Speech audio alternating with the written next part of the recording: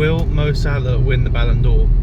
That's the question I'm asking today in this video. But hi guys, we'll get into that. Welcome to the channel today. You're most likely going to be a new viewer, so if you are, please subscribe if you enjoy the content. If you don't, fair enough. You know, I can't make you do that.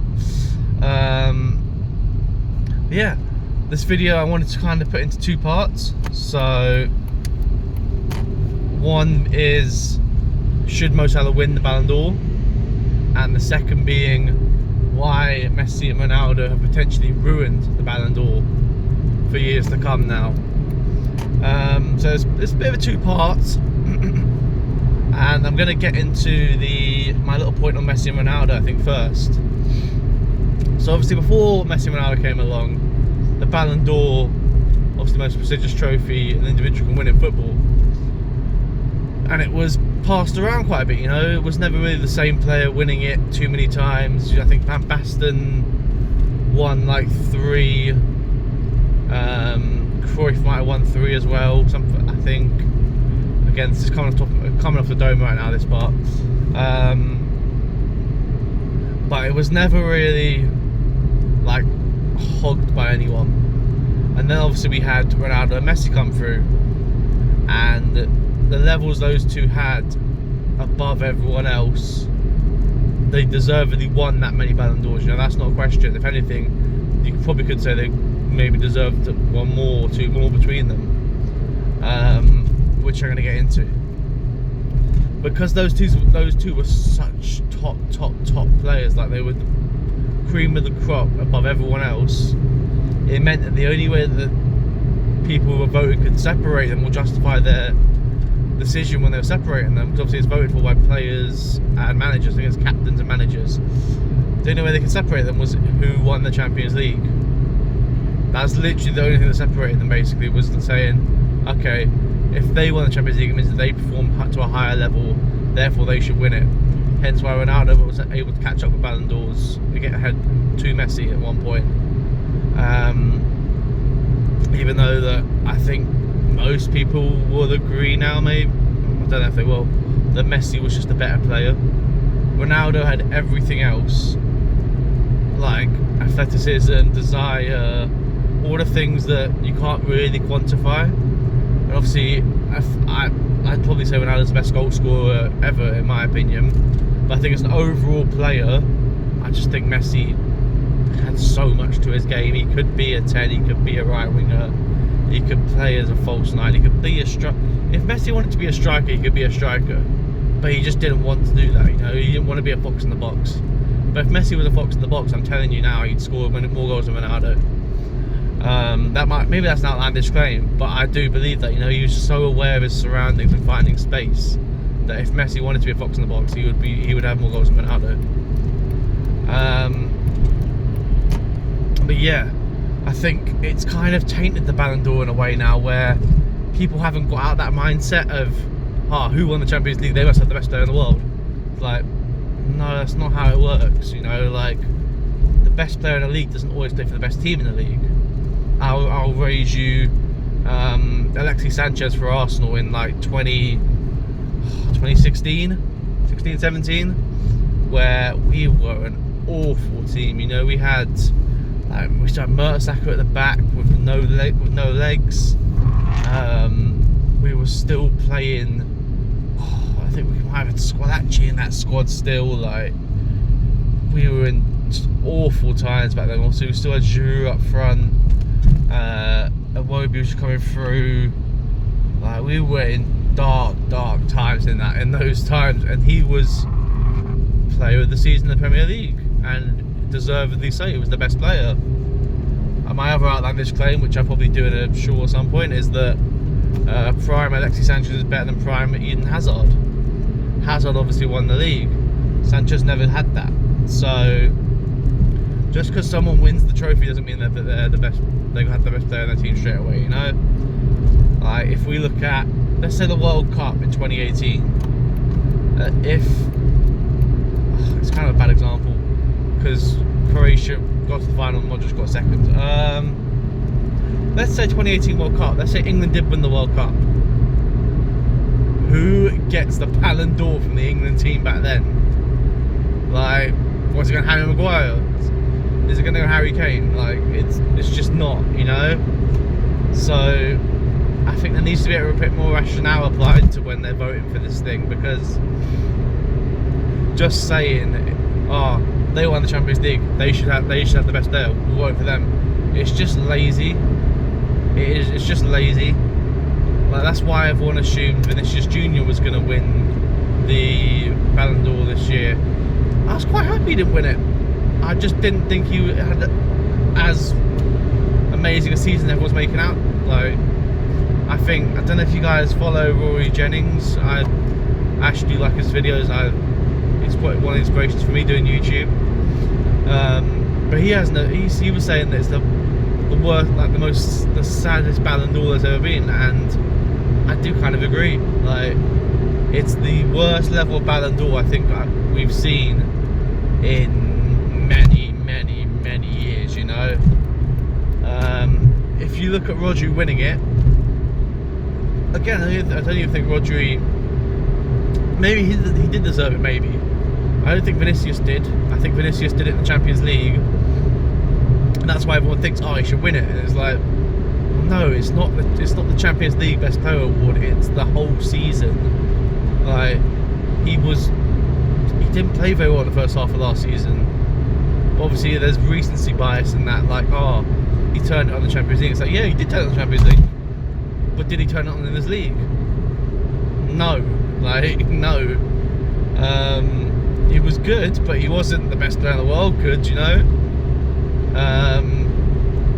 Someone like Valverde might be more endearing towards it. And then you're hearing like Carvajal for the Balon d'Or as well. It's like when Jorginho got it, it's like, just because they're playing in that team does not make them the best player in the world.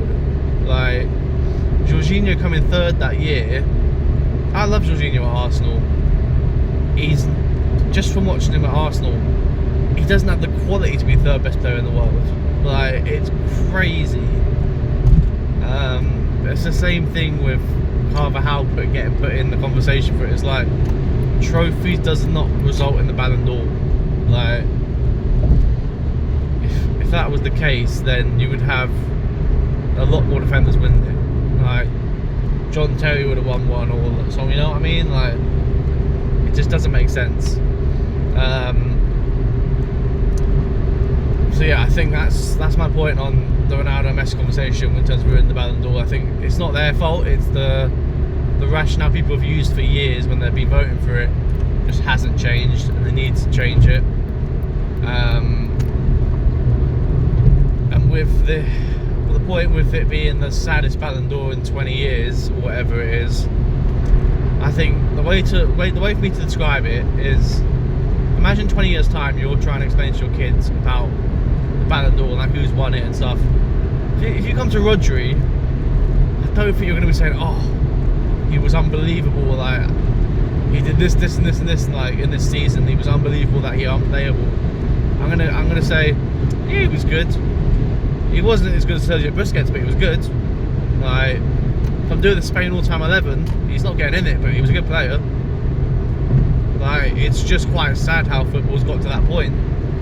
I think it's only for a couple of years. I think we'll get back to having those maverick players now.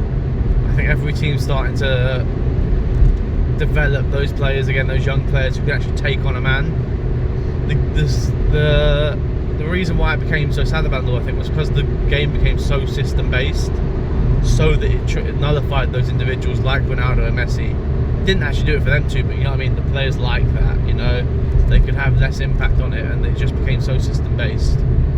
But now that you're seeing players coming through like Morgan Rogers at Villa, or even Phil Foden last season at Man City, you've obviously got Savinho at Man City now, Saka at Arsenal. You've got players that are actually taking on their man, like obviously Lamine Yamal, prime example, you know, 16, 17 years old now, and he just takes on the man every time, basically, if he can.